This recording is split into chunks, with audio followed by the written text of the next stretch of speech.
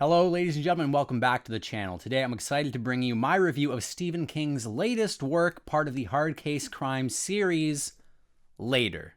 Later tells the story of a young boy named Jamie Conklin who has a very special ability. His mother is in a very hard financial situation, and her girlfriend is a detective named Liz Dutton, and a case needs solving, and Jamie can help, but it comes with a very serious price. Also worth noting, if you haven't picked up the book Later yet, it might be worth your while to wait because they are releasing this in a box set that features all of the hard case crime novels, such as Joyland and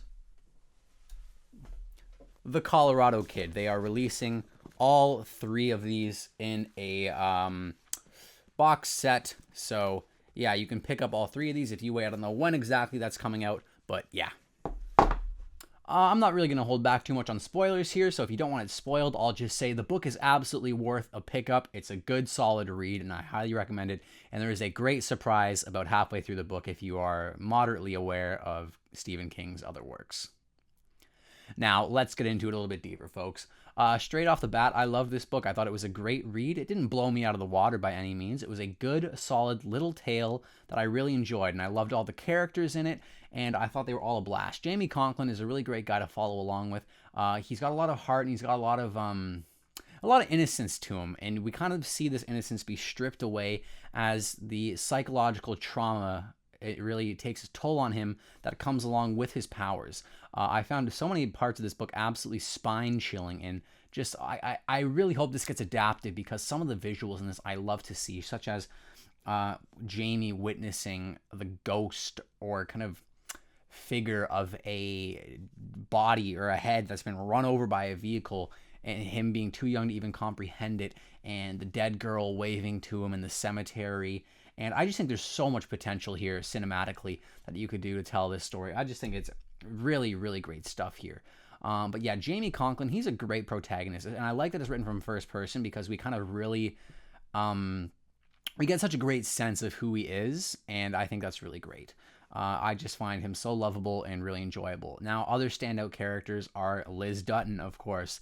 Liz Dutton is girlfriend slash ex-girlfriend of the mother cop, and I think she's absolutely great. She was just you instantly like her. She's got this charm. She's got this kind of like laid back kind of cool girl attitude, and I thought it was just awesome. And you know, when we see her relationship kind of fall apart and we learn more and more about her, go, oh, she's not just like a badass kind of attitude. She is actually like a bad sketchy person. Like, okay, this is serious. And I thought it was really great.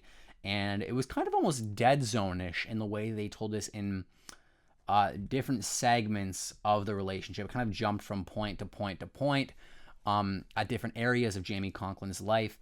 And just like the Dead Zone, it focused on how this ability affected him negatively and also what he was willing to do to get this information for his mother, for her to publish his book. I just thought it was awesome. And there is Thumper as the villain. I forget his real name, but the bomber. He was absolutely great. So many spine-chilling moments with him taunting Jamie, and the image of him with that bullet hole out of his head, and him with he's got the sign on him. I just thought that was really spooky stuff.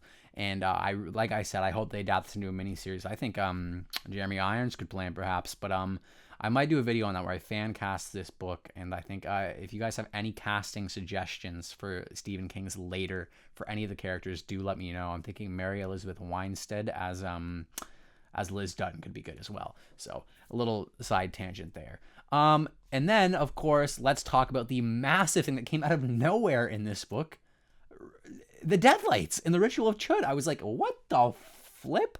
And I am not fully read in the Dark Tower universe. I'm on Wolves of the Kala. I just finished, so I'm about 50 pages into Song of Susanna. And it is throwing me for an absolute loop. So to see how this all works in with that. You have the Dark Tower. I won't say too much more other than possible theories. This is non-spoiler stuff, guys, so don't worry. Possible theories.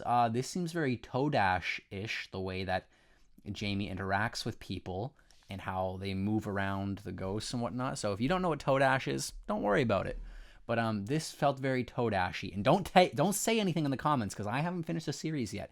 But yeah, that Deadlight stuff, it comes out of nowhere, and the Ritual of Chud name drop is absolutely huge. So I don't know if the character, the old man that Jamie goes and sees, I don't know if he's in anything else. His name did seem a bit familiar to me, but I know Insomnia takes place in Derry, and Insomnia is about a guy who kind of learns about Derry's dark past. So maybe he was in Insomnia, and I read his name in the back of the book somewhere. Either way, he was a great character. I forget his name. They called him Professor. He was really, really cool. But so yeah, they name drop Ritual of Chud, and I remember saying out loud, "Oh shit, here we go." And this thing was a page turner too. I finished this book in about 4 days, and I absolutely had a blast with it. Now the only thing is that I didn't. The book just felt a little bit how do I describe it? Not shallow, but like there wasn't an insane amount of, and shallow, I don't mean that in a superficial way, but like literally it didn't have a whole lot of depth to this story, but I can absolutely tell we're getting a sequel, which I'm greatly looking forward to because I love Jamie as a character. I think he's so great. And let me take a look at the ending here. But no, it definitely sets up and leaves itself for a possible sequel. I forget the exact ending, but where do we go here?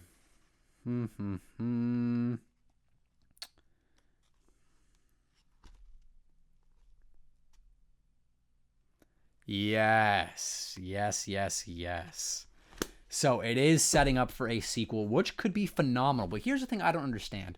Getting into It spoilers here. At the end of the book of It, did they not kill Pennywise? So his entity or the Deadlights or something about him, I don't know if it's Pennywise or It itself, but something about the Deadlights and whatever entity they are has lived on somehow. So I'm very curious to read that, and I'm hoping Dark Tower expands on that a bit more because we have touched on that topic the tiniest little fragment.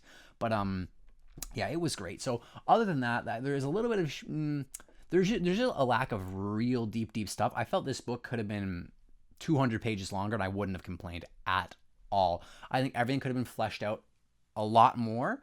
It felt more like a quaint story it felt like it was written by Jamie Conklin at times, not by Stephen King, just because I really am used to King going so deep into that. But then again, I suppose being written from a first person perspective, Jamie Conklin can't go deep into Liz Dutton's backstory and her psychology and what's going on in her mind.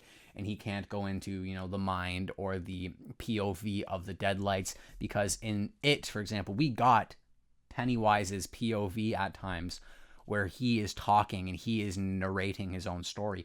We can't get that with this because it's all Jamie, first person. Jamie is the one writing the story. So, I was expecting a bit more depth to it, but hey, it's all good. Also, other negative, at the end, they throw in this huge curveball of incest, and, okay, that's the storyline you want to go with, but, at first I thought it was too left field. Like, I don't mind if that's they want to go with it, but it literally came in the last 3 pages, and I was like, okay, I guess, like, what was the reason? I was like, why, why? But and King's usually got reasons for his stuff, and I'm not like what the hell, incest? That's so weird. Like, yeah, it's weird. It's fucking Stephen King book. Like, I know shit's gonna be weird, but it's just like, I thought there needed to be more setup. But then I did some deep dives on some Reddit threads of this book, and they do mention that it is implied that the uncle/father of Jamie he has this power and this ability and this second sight when he looks over Jamie's shoulder when they go to visit and he says, "Go away," and Jamie doesn't know who he's talking to, and it could have been a ghost or a dead person or something. So I guess it's implied that Jamie's power came hereditarily to him. But so I think that could have been fleshed out, or they could have spent a bit more time on that. But I do really like the passage where Jamie says, I didn't want to ask any questions about the incest. I didn't want to ask any further information on it. I'm just going to make up a story in my head and roll with it because I cannot bear this information. That's probably what I would do in that situation, because how do you deal with knowing that your mother is like... And his mother is never set up to be this weird, sketchy, gross person with a fucked up backstory or anything like that at all. It just is like out of nowhere. So for this kid who idolizes his mom, has such a strong bond with her, and she's a strong single mother, to realize that, like, she fucked her brother, and that's how Jamie was born. Like, That's wild. So the guy did not want to dive into that anymore, and I totally understand that decision. Not a bad choice at all from Jamie. But other than that, guys, the book was a good read. I think I gave it on Instagram like 7.5 out of 10 stars. If you want to see some early reviews and stuff like that before I get my full-length reviews at like my number ratings, I post them on my Instagram story every time I finish a book.